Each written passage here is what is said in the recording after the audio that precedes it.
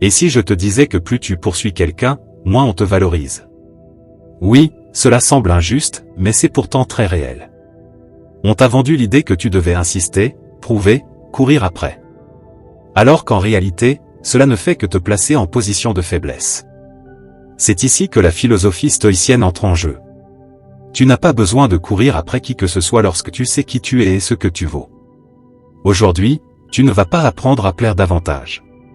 Tu vas apprendre quelque chose de bien plus puissant, devenir quelqu'un qui n'a pas besoin de poursuivre, parce que ce sont les autres qui le recherchent. Et fais attention, ces 10 habitudes ne sont pas confortables, mais elles fonctionnent. Si tu restes jusqu'à la fin, tu comprendras pourquoi certaines personnes attirent sans effort, tandis que d'autres s'épuisent à essayer. Avant de commencer, si tu trouves ces vidéos utiles, pense à t'abonner et à activer les notifications pour ne rien manquer. Commençons. Chapitre 1. Arrête d'écrire en premier tout le temps. Il y a quelque chose que presque personne ne veut admettre, mais que toi, tu sais très bien que tu as déjà fait. Tu ouvres la conversation, tu écris le nom, tu effaces le message, tu le réécris, puis tu l'envoies. Ensuite, tu attends. Et tu attends encore. Et quand enfin la réponse arrive, tu mets 3 secondes à répondre, juste pour ne pas paraître désespéré. Même si, au fond, tu le hais. Cela a un nom. Et ce n'est pas de l'amour. C'est de l'anxiété déguisée en intérêt. Tout commence ici, sois honnête avec toi-même sur quelque chose de très simple. Quand est-ce que quelqu'un t'a écrit en premier, sans que tu provoques cela d'une manière ou d'une autre? Réfléchis-y. Parce que si tu dois réfléchir plus de 10 secondes, tu as déjà une partie de la réponse. L'habitude d'écrire toujours en premier est un de ces comportements qui s'installent lentement. Tu ne t'en rends même pas compte jusqu'à ce que cela fasse des mois. Au début, c'est innocent, ça va, par ici, même par là, je pensais à toi, qui semble spontané, mais que tu prépares en réalité depuis 2 heures. Et peu à peu, sans que personne ne te le demande, tu deviens responsable de maintenir en vie une connexion qui n'existe peut-être que dans ton esprit. Et le pire, ce n'est pas ça. Le pire, c'est que lorsque tu arrêtes d'écrire, le silence te donne plus d'informations que 1000 conversations. Les philosophes stoïciens l'avaient compris il y a plus de 2000 ans, la clarté vient de l'observation, pas de l'action impulsive. Marc Aurèle, qui gouvernait un empire, se levait chaque matin en se demandant ce qui était réellement nécessaire. Pas ce qu'il avait envie de faire, mais ce qui était nécessaire. Et il y a peu de choses plus inutiles que de courir après quelqu'un qui ne fait aucun effort pour te trouver. Alors essaie quelque chose qui va te mettre mal à l'aise, n'écris pas en premier. Ni aujourd'hui, ni demain. Laisse au silence le temps d'exister. Au début, tu ressentiras une sorte de démangeaison intérieure. Une urgence qui te dira que tu es impoli, que cette personne t'a oublié, que si tu n'agis pas maintenant, tout sera perdu. Mais ce n'est pas ton instinct. C'est une habitude. Et les habitudes peuvent être brisées. Après un jour, quelque chose d'étrange se produit, l'anxiété ne disparaît pas complètement, mais elle change de forme. Elle cesse d'être une urgence, et devient une observation. Tu commences à voir plus clairement qui t'écrit, qui ne le fait pas, qui pense à toi lorsque tu te fais discret, et qui ne remarque même pas ton absence. Cette clarté vaut plus que toutes les conversations forcées des derniers mois. Car découvrir qui s'intéresse vraiment à toi ne demande ni grand geste, ni longue discussion. Il suffit d'arrêter d'être celui qui fait toujours avancer les choses. Quand tu arrêtes de bouger les pièces, tu vois qui veut vraiment jouer, et qui était simplement là parce que ta présence était confortable. Ne confonds pas présence et valeur. Certaines personnes sont dans ta vie non pas parce qu'elles te choisissent, mais parce que toi, tu ne pars jamais. Et ça, même si c'est difficile à accepter, ce n'est pas une relation.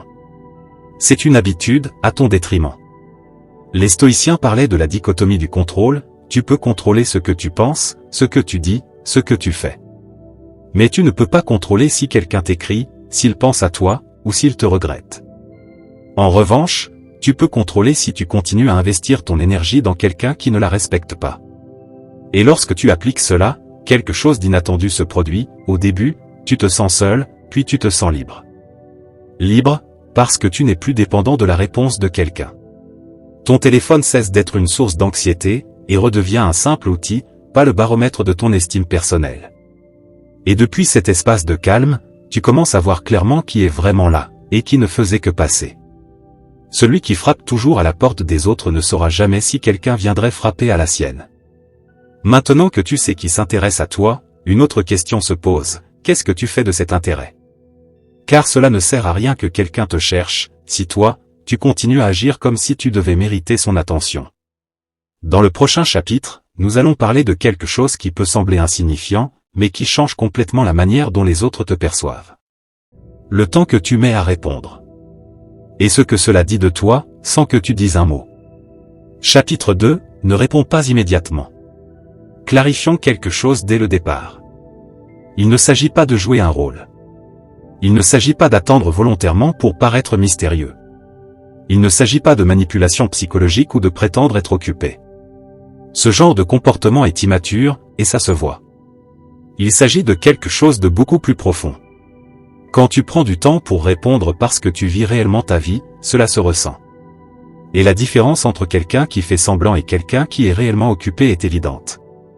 Imagine deux personnes dans le même domaine. La première est toujours disponible. Elle répond en quelques secondes, à toute heure, n'importe quel jour. La seconde a des rendez-vous, des projets, des engagements, et répond quand elle le peut. Laquelle valorises-tu davantage? Tu connais déjà la réponse. Peut-être qu'avant, tu étais de ceux qui répondaient instantanément. Une notification, et ton réflexe était immédiat. C'était presque pavlovien. Mais ce comportement, loin de montrer de l'intérêt, communique autre chose, que tu n'as rien de mieux à faire. Que tu attends. Et celui qui attend, n'est presque jamais celui qui décide. Les stoïciens le savaient, ton attention est ta ressource la plus précieuse. Pas l'argent. Pas même le temps. Ton attention. Car là où va ton attention, va ton énergie. Et donner ton énergie à quelqu'un qui ne la mérite pas, c'est la retirer à tout le reste, ton travail, tes projets, tes proches, toi-même. Épictète disait que le sage ne perd pas son temps avec ce qui ne dépend pas de lui. Se demander si quelqu'un va répondre, analyser un simple « ah » ou interpréter chaque détail, ce n'est que du bruit mental. Alors fais quelque chose de radical, recommence à vivre ta vie. Vraiment. Pas comme une stratégie. Pas comme une excuse. Mais parce que tu as des choses à faire, des lieux où aller, des projets qui comptent. Et quand ta vie est remplie, poser ton téléphone pendant 3 heures devient naturel. Et lorsque quelqu'un remarque ton absence, quelque chose change. Pas parce que tu as joué intelligemment, mais parce que tu as montré que ta vie ne tourne pas autour d'un écran.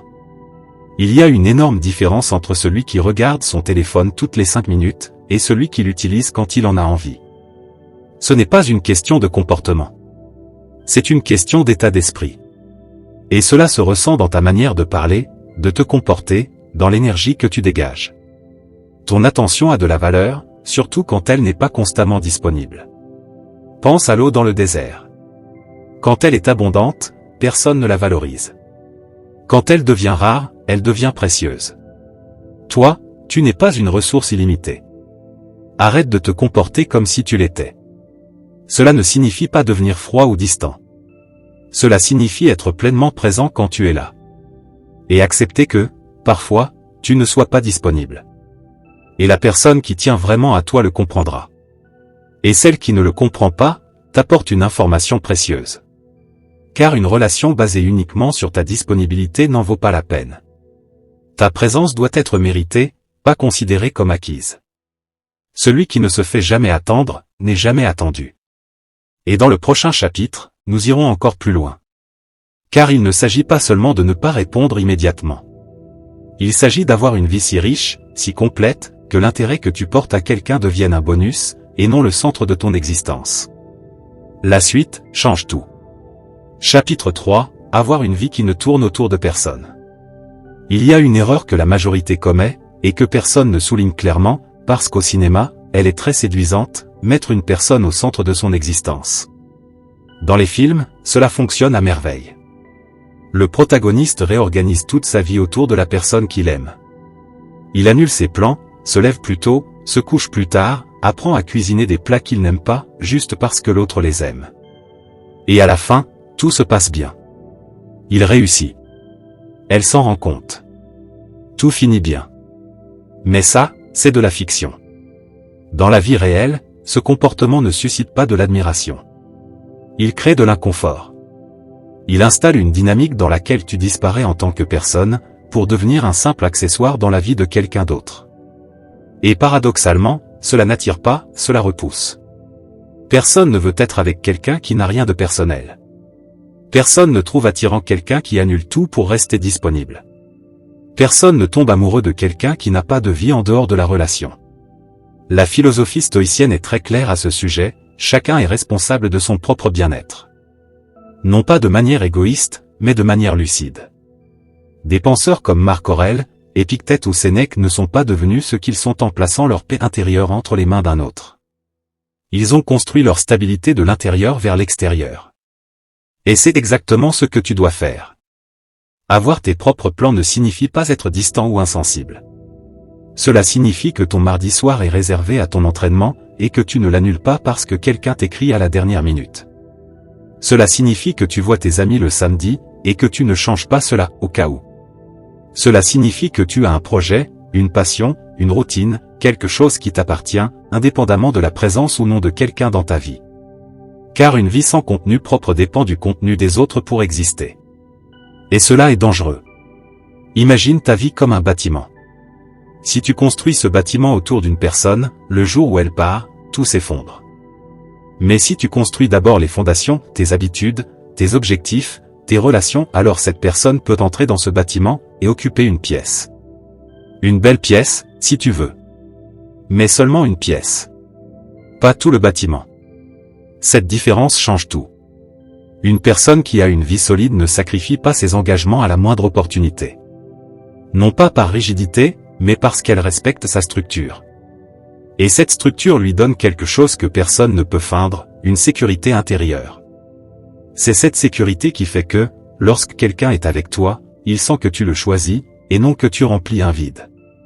Profite de ta routine. Pas comme un mantra de développement personnel, mais comme une décision concrète. Tes matins. Tes lectures. Tes repas. Tes moments de silence. Ton sport. Tes échanges avec les personnes qui comptent vraiment. Tout cela existe parce que tu l'as décidé. Et lorsque ta vie est pleine de sens, elle devient naturellement attirante. Pas parce que tu cherches à impressionner, mais parce que les gens sont attirés par ceux qui se sentent déjà complets. Le vide attire la compassion. La plénitude attire le désir. Le stoïcisme nous enseigne que le bonheur ne vient pas de l'extérieur.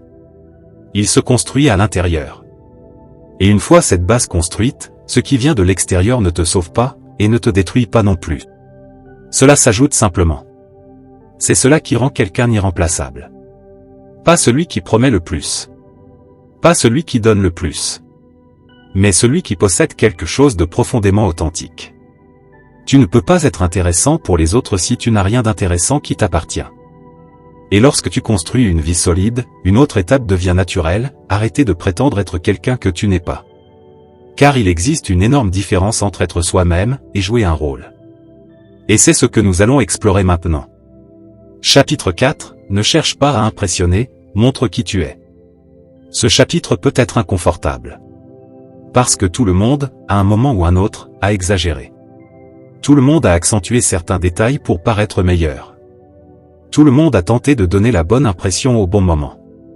Nous avons tous, à un moment, été une version de nous-mêmes que nous pensions plus acceptable. Et au début, cela fonctionne. Tu obtiens de l'attention, des sourires, de l'intérêt. Mais il y a un problème, cette version de toi demande à être maintenue. Tu dois continuer à jouer ce rôle, à l'alimenter, à le soutenir. Et avec le temps, cela devient lourd, au point que tu ne sais plus vraiment qui tu es lorsque tu ne joues plus. Le stoïcisme est très clair sur un point, la vertu n'a pas besoin d'artifice. Quelqu'un qui est authentique n'a pas besoin de construire une image. Son image, c'est simplement ce qu'il est. Et dans un monde où tout le monde présente une version filtrée de lui-même, cette authenticité devient rare et profondément attirante. Arrêter d'exagérer ne signifie pas devenir ennuyeux. Cela signifie faire confiance à ce que tu es, sans filtre ni artifice. Et si cela ne suffit pas pour quelqu'un, ce n'est pas un échec. C'est une information. Parle avec naturel. Assume tes imperfections. Surtout tes imperfections. Car ce sont elles qui font la différence entre une personne réelle et un personnage. Les gens ne se connectent pas à la perfection. Ils se connectent à la réalité. Pense aux histoires que tu aimes. Un personnage parfait ne te touche pas. Mais un personnage qui doute, qui échoue, qui continue malgré tout, te marque. Parce qu'il te ressemble. L'authenticité crée une connexion que la perfection ne pourra jamais égaler. Et lorsque tu arrêtes de vouloir impressionner, quelque chose d'autre se produit, tu filtres. Tu attires naturellement ceux qui te comprennent vraiment, et tu éloignes ceux qui n'aimaient qu'une version artificielle de toi. Et même si cela peut sembler être une perte, c'est en réalité un gain immense. Car les personnes qui restent sont celles qui t'acceptent tel que tu es réellement. La connexion authentique implique un risque, celui de ne pas plaire à tout le monde. Mais en échange, tu obtiens quelque chose d'inestimable, la certitude que ce que tu vis est réel. Le stoïcisme parle de vivre en accord avec sa nature. Et ta nature, ce n'est pas la version que tu montres en public. C'est ce que tu es lorsque personne ne regarde. C'est cela qui compte. Celui qui est authentique n'a jamais peur d'être découvert. Mais il reste une chose essentielle, savoir quand se retirer. Car être authentique, c'est aussi reconnaître quand l'autre ne répond pas à ce que tu es. Et ce que tu fais à ce moment-là, définit qui tu es vraiment. Chapitre 5, savoir partir quand il n'y a plus d'intérêt. C'est probablement le chapitre le plus difficile à appliquer. Non pas parce qu'il est compliqué à comprendre, mais parce qu'il demande de faire quelque chose qui va à l'encontre de tout ce qu'on nous a appris. Lâcher prise. Ce n'est pas abandonner. C'est accepter. Abandonner implique une défaite. Lâcher prise, c'est reconnaître la réalité, et choisir de ne plus investir là où il n'y a rien en retour. Et même si cela fait mal, c'est l'acte le plus sain. Tout commence par reconnaître les signes. Le désintérêt n'arrive presque jamais de manière brutale. Il apparaît dans les détails. Des réponses plus courtes. Des délais plus longs. Une sensation étrange que tu ressens déjà, mais que tu refuses de nommer. Tu sais déjà ce que cela signifie. Mais parfois, tu préfères inventer des excuses, plutôt que d'accepter la réalité. Les stoïciens pratiquaient un exercice appelé préméditatio malorum, envisager les choses négatives à l'avance pour ne pas être submergé lorsqu'elles arrivent. Non pas pour être pessimiste, mais pour être lucide. Celui qui accepte la possibilité du désintérêt ne s'effondre pas lorsqu'il apparaît. Il l'observe. Il l'accepte. Et il agit. Et agir ici signifie une seule chose, arrêter d'insister. Sans drame. Sans message accusateur. Sans tentative désespérée de provoquer une réaction. Tu t'arrêtes, et tu t'en vas. Silencieusement. Parce que les gens qui perdent de l'intérêt ne te le disent pas toujours clairement. Mais ils te le montrent. Et lorsque quelqu'un te le montre, le plus digne est d'y croire. Arrête de ramer seul. Car il y a pire que d'être dans un bateau qui coule, ramer seul pendant que l'autre regarde. Et le courage, dans ce cas, ce n'est pas de continuer. C'est de lâcher les rames, et de partir. Ce que tu gagnes en partant dignement est immense, le respect. Le tien d'abord. Et parfois même celui de l'autre. Pas parce que tu espères qu'il reviendra, mais parce que tu es resté fidèle à toi-même. Le stoïcisme appelle cela l'excellence du caractère. Et quelqu'un qui possède cette excellence, ne mendie jamais de l'attention. Savoir partir à temps n'est pas de la faiblesse. C'est une preuve de respect, pour toi, et pour l'autre. Mais il reste une dernière chose à comprendre. Parfois, le problème n'est pas que quelqu'un parte, mais que tu ressentes le besoin de rivaliser pour qu'il reste. Et c'est exactement ce que nous allons démonter dans la suite. Chapitre 6, ne pas rentrer en compétition pour l'attention. Il y a un moment précis que tu reconnais sûrement. Quelqu'un mentionne une autre personne. Ou tu remarques que quelqu'un a interagi avec ses photos. Ou tu entends quelque chose qui te met en alerte. Et soudain, sans que personne ne te l'ait demandé, tu te compares. Tu évalues. Tu cherches en quoi tu es meilleur, différent, supérieur. Tu construis des arguments pour prouver que tu es le bon choix. Et à cet instant précis, tu as déjà perdu. Pas parce que tu es inférieur à quelqu'un d'autre. Mais parce que le simple fait d'entrer dans cette compétition te place dans une position perdante. Celui qui cherche à prouver sa valeur reconnaît implicitement qu'elle ne suffit pas par elle-même. La jalousie, au fond, n'est rien d'autre que de la peur.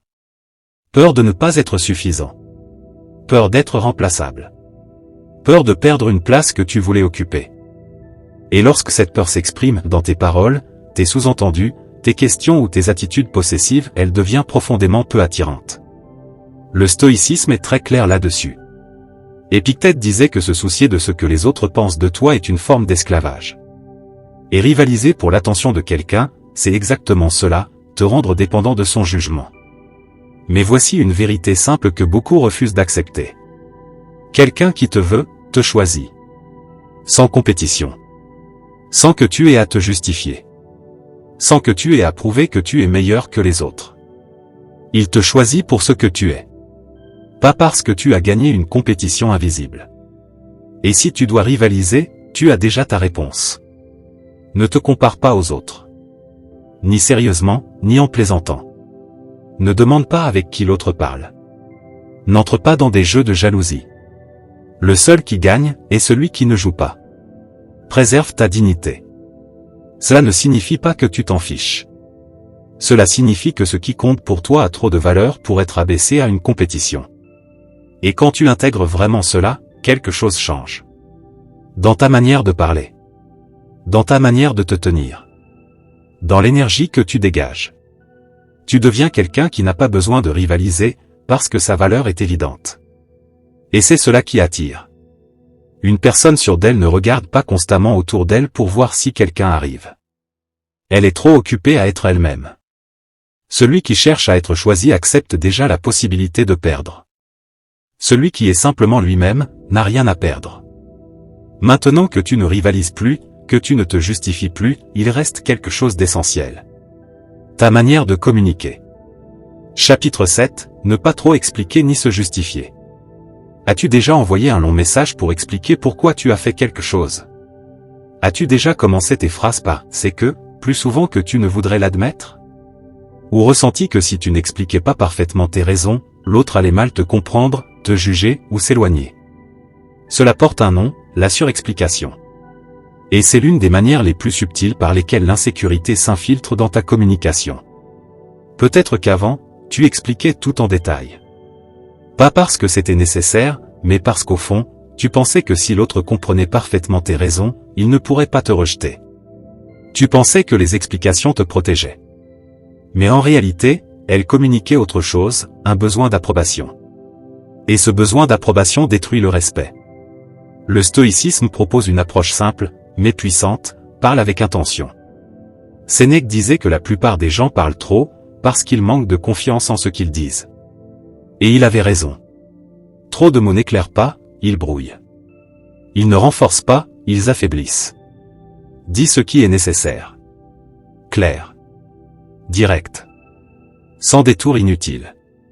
Si quelqu'un te demande pourquoi tu n'étais pas disponible, répondre « j'avais des plans » suffit. Tu n'as pas besoin d'expliquer lesquels, avec qui, ni pourquoi ils étaient importants. J'avais des plans est suffisant. Et la manière dont tu le dis sans t'excuser d'avoir une vie communique ta valeur. Il ne s'agit pas de paraître sûr de toi. Il s'agit de l'être, et de ne pas cacher cette assurance derrière trop de mots. Moins tu parles, plus ce que tu dis a du poids. Et lorsque tu n'as rien à dire, le silence est une option parfaitement valable. Il y a quelque chose de puissant chez une personne qui n'éprouve pas le besoin de remplir chaque silence, d'expliquer chaque décision ou de justifier chaque choix. Cette personne dégage une solidité qui parle d'elle-même. Moins, c'est plus, n'est pas une esthétique. C'est un principe. Les stoïciens considéraient la parole comme quelque chose de précieux, à utiliser avec soin. Et lorsque tu adoptes cette approche, tes conversations changent. Les autres t'écoutent davantage. Tes mots ont plus de poids. Et tu te sens plus maître de ce que tu exprimes. Celui qui explique trop, demande la permission sans s'en rendre compte. Mais tout cela ne sert à rien si tu continues à laisser entrer dans ta vie des personnes ou des situations qui te vident. Chapitre 8, protéger son énergie et son environnement. Ce chapitre ressemble à une conversation que tu devrais avoir avec toi-même. Et que tu l'évites peut-être depuis longtemps.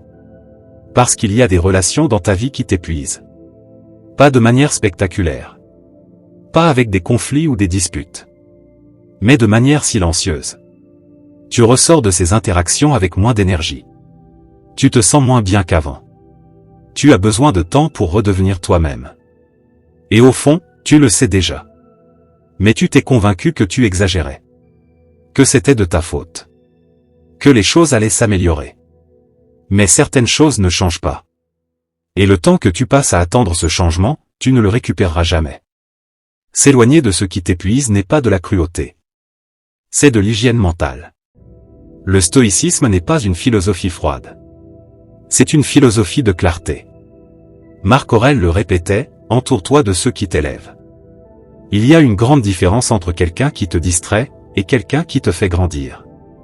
Et une fois que tu ressens cette différence, tu ne peux plus l'ignorer.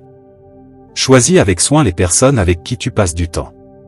Pas par calcul, mais par respect pour toi-même. Ton temps est limité. Ton énergie aussi. Et chaque moment passé avec quelqu'un qui te vide est un moment que tu n'investis pas ailleurs.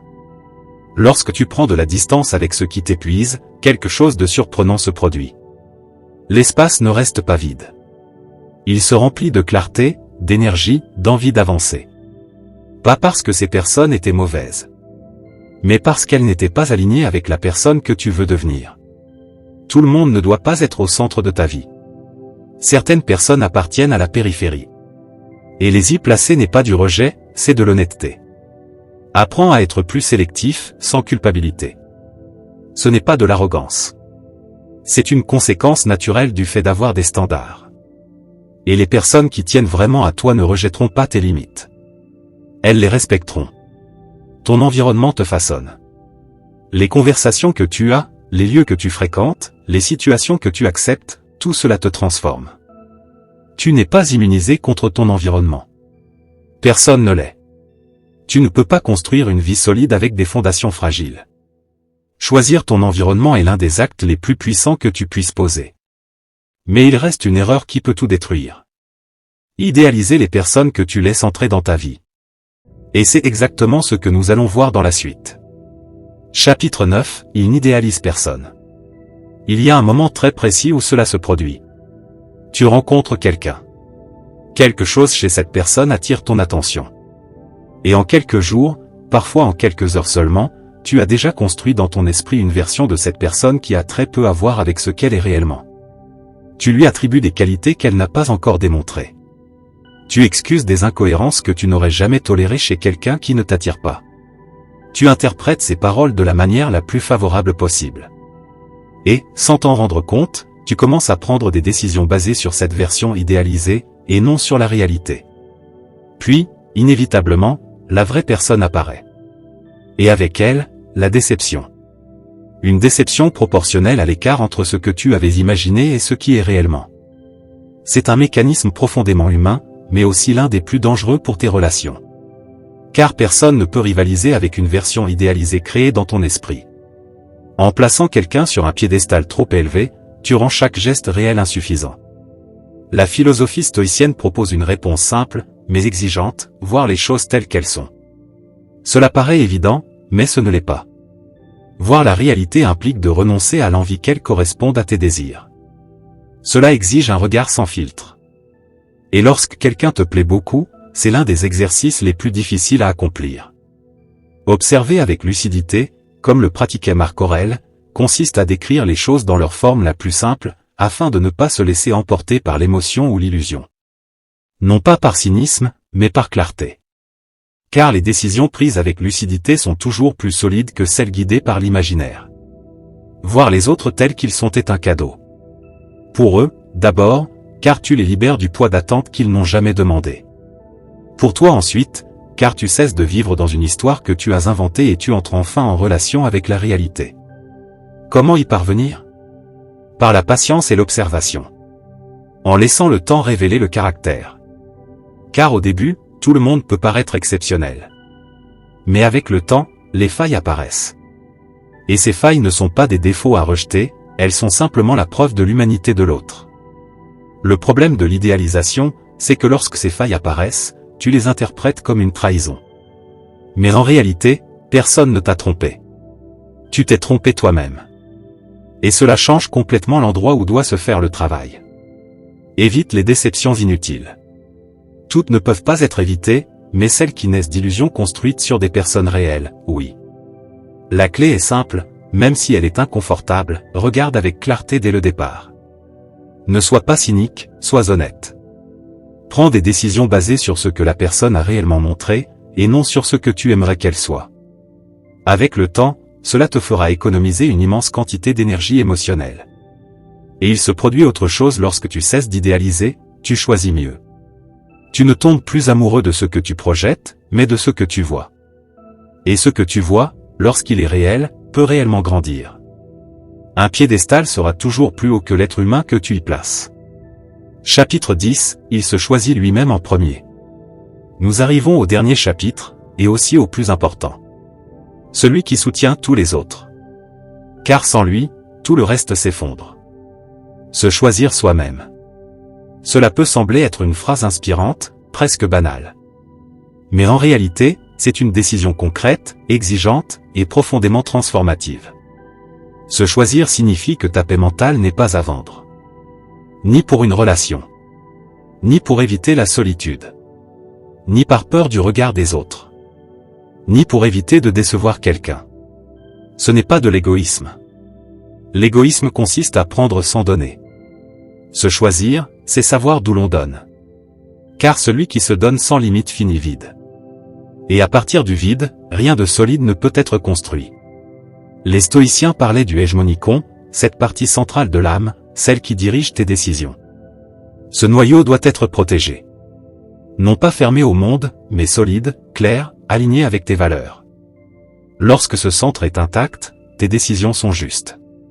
Lorsqu'il est compromis parce que tu as cédé pour plaire, pour ne pas perdre quelqu'un, pour éviter les conflits, tu finis par ne plus savoir qui tu es ni ce que tu veux. Priorise ta paix mentale. Cela ne signifie pas que les relations ne comptent pas. Cela signifie qu'une relation qui te coûte constamment ta paix intérieure ne t'apporte pas, elle t'épuise. C'est particulièrement difficile lorsque des sentiments sont en jeu. Lorsque tu tiens réellement à quelqu'un. Lorsque tu as peur que poser des limites fasse fuir l'autre. Mais la peur de perdre quelqu'un ne peut pas devenir la raison pour laquelle tu te perds toi-même. Car si tu te perds, il ne reste plus personne pour vivre cette relation. Ne négocie pas tes valeurs. Et cela ne se fait pas en un grand geste dramatique. Cela se fait dans les petites concessions quotidiennes. Dans les « ce n'est pas grave cette fois », les « on en parlera plus tard », les « je ne veux pas créer de problème ». Et petit à petit, tu t'éloignes de toi-même. Puis un jour, tu te regardes et tu ne reconnais plus ce que tu es devenu. Respecte-toi, même lorsque tu perds quelqu'un. C'est là que tout se joue. Car la douleur pousse à céder, à revenir en arrière, à accepter ce que tu sais déjà ne pas fonctionner. Mais le respect de soi ne se met pas en pause quand ça fait mal. Au contraire, c'est précisément là qu'il est essentiel. Attirer sans poursuivre, parce que tu connais ta valeur. Ce n'est pas un slogan. C'est la conséquence naturelle de tout ce que tu as construit. Quand tu as une vie à toi, quand tu es authentique, quand tu ne cherches pas à impressionner, quand tu ne te compares pas, quand tu protèges ton énergie, quand tu sais lâcher prise, alors tu n'as plus besoin de courir après qui que ce soit. L'attraction ne vient pas de ce que tu fais. Elle vient de ce que tu es. Et ce que tu es, lorsque tu es aligné avec toi-même, est suffisant. Plus que suffisant. L'homme qui se choisit lui-même en premier n'est pas un homme froid. C'est un homme capable d'aimer sans se perdre. De donner sans se vider. De s'engager sans renoncer à lui-même. Le stoïcisme ne prône pas l'absence d'émotions. Il enseigne la maîtrise des émotions. Il ne s'agit pas de ne rien ressentir, mais de ne pas laisser la peur ou le besoin d'approbation diriger ta vie. L'homme qui se choisit lui-même est libre. Et c'est précisément cette liberté qui attire les autres. Non pas parce qu'il les poursuit, mais parce qu'il incarne quelque chose de rare, quelqu'un qui n'a plus besoin de chercher à l'extérieur ce qu'il possède déjà à l'intérieur. Pour conclure. 10 chapitres. 10 habitudes. Une seule idée centrale. L'homme qui ne poursuit personne ne le fait pas parce qu'il est froid, ni parce qu'il ne ressent rien, ni parce qu'il applique une technique. Il le fait parce qu'il a construit en lui quelque chose de suffisamment solide pour ne plus dépendre de l'extérieur. Et cet homme, celui qui ne supplie pas, celui qui s'en va quand il n'est pas respecté, celui qui se choisit sans s'excuser. Cet homme n'a rien de spécial à faire pour être recherché. On le cherche déjà. Si tu es arrivé jusqu'ici, je t'invite à t'abonner, à activer les notifications et à laisser un commentaire. Cela permet à YouTube de comprendre que ce contenu est utile et de le proposer à d'autres personnes comme toi. Merci sincèrement pour ton temps et ton soutien. À très bientôt pour la suite.